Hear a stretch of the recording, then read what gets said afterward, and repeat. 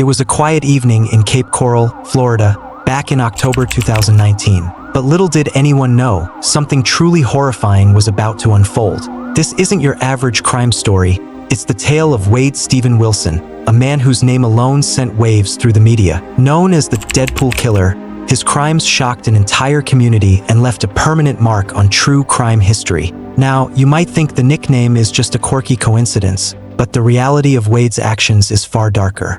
He wasn't just someone who shared a name with a comic book character. No, this man had a history, a long, disturbing trail of criminal behavior that spiraled into something truly horrifying. But here's the thing, Wade didn't start as a cold-blooded killer. He had a childhood, a family, and moments that could have taken him down a different path. So what went so wrong? How did a troubled teenager from Tallahassee become one of Florida's most infamous murderers? Stay with me, because this is a story about more than just crime. It's about missed warnings, chilling motives, and the darkness that can lurk beneath the surface. Let's dive in.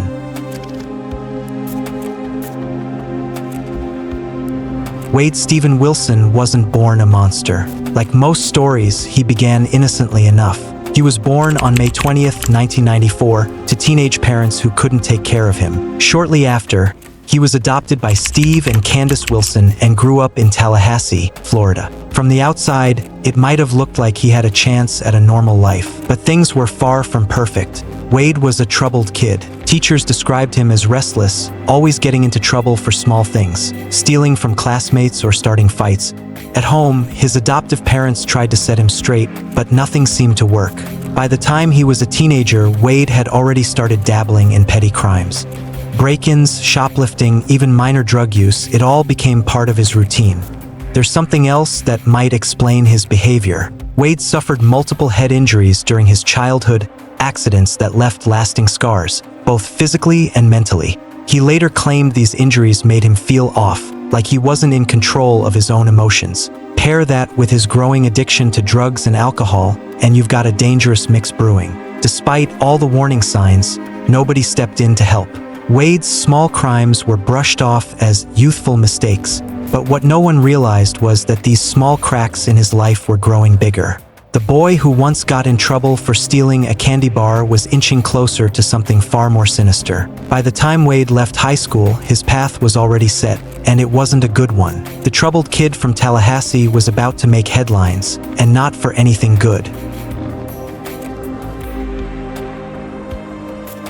By the time Wade Steven Wilson hit his late teens, his small-time mischief had grown into something much darker. His first serious run-in with the law came in 2012, when he was caught breaking into homes in Leon County, Florida. It wasn't just petty theft anymore. He'd started carrying firearms and wasn't afraid to use them to intimidate his victims. At just 18, Wade was already showing signs of a dangerous, escalating pattern. In November 2013, Wade's crimes finally caught up with him.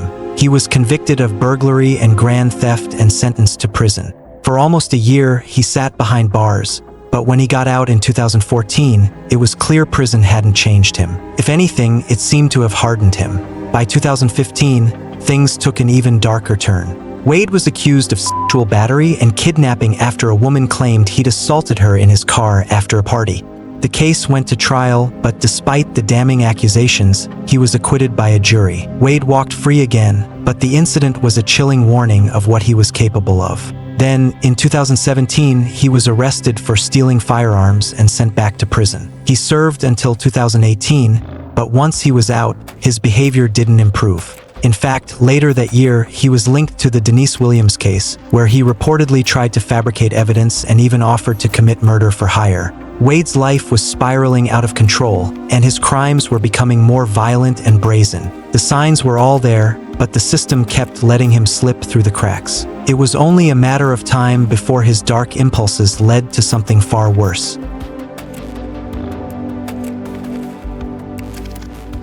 October 7th, 2019 was a day Cape Coral, Florida would never forget. Wade Steven Wilson, who had already built a disturbing reputation, crossed a line that cemented his name in infamy. In less than 24 hours, he committed not one, but two horrifying murders, leaving a trail of devastation in his wake. It all began at a live music bar where Wade met Christine Melton, a woman described by friends as warm and full of life.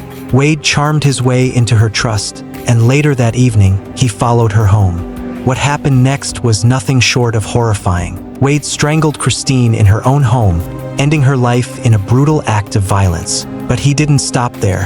Fueled by his twisted impulses, Wade set his sights on another victim. Diane Ruiz, a bartender and mother of two, became his next target. Using Christine's car, he lured Diane under false pretenses. Once she was inside, he attacked her, strangling her just like he had done with Christine. But this time, he took things even further.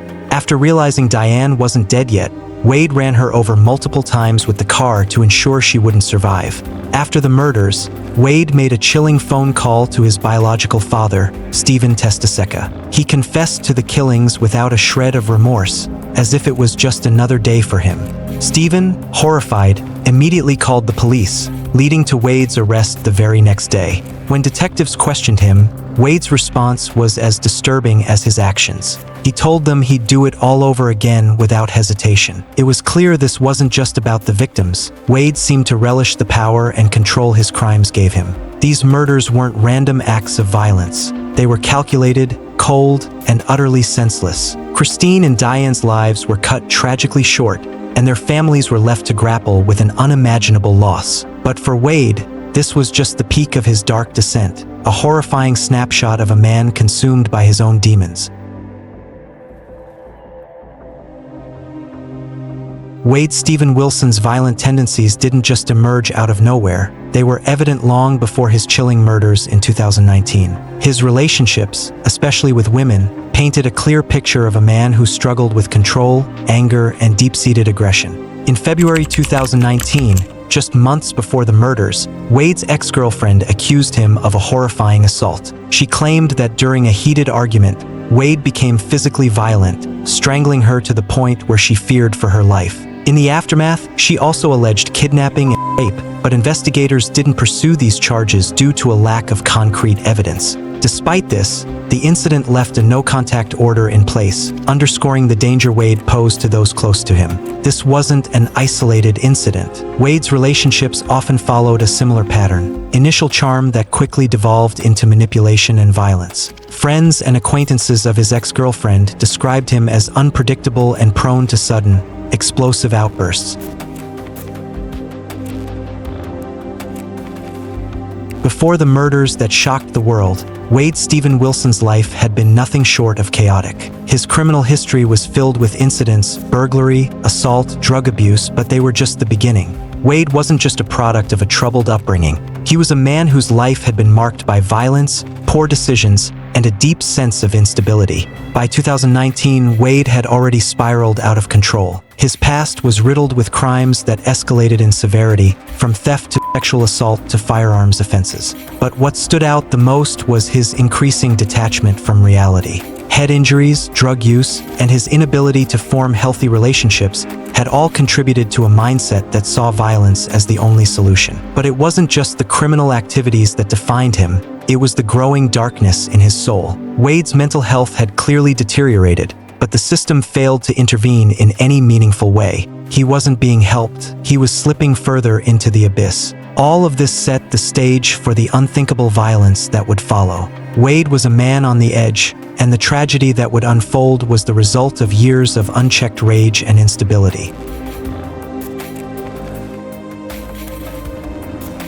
Wade Steven Wilson's dark journey had reached its terrifying peak. The violence that had simmered for years was about to explode in ways no one could have predicted. His troubled past, his growing disregard for human life, and his increasingly erratic behavior all pointed to one inevitable conclusion: the murders of Christine Melton and Diane Ruiz. After being arrested and facing trial, Wade Wilson was sentenced to death for the brutal murders. His case raised debates over his mental health and the role it played in his violent acts. Today, Wade remains on death row, awaiting his final fate. But his journey doesn't end there. If you're curious about what life is like for Wade Wilson behind bars and the harsh realities he faces in prison, I've made an in-depth video discussing his time in jail. From his prison antics to his dangerous behavior, I break down exactly how he's surviving in one of the most brutal environments possible. If you want to know more about Wade Wilson's life inside jail, make sure to check out that video. It's all there.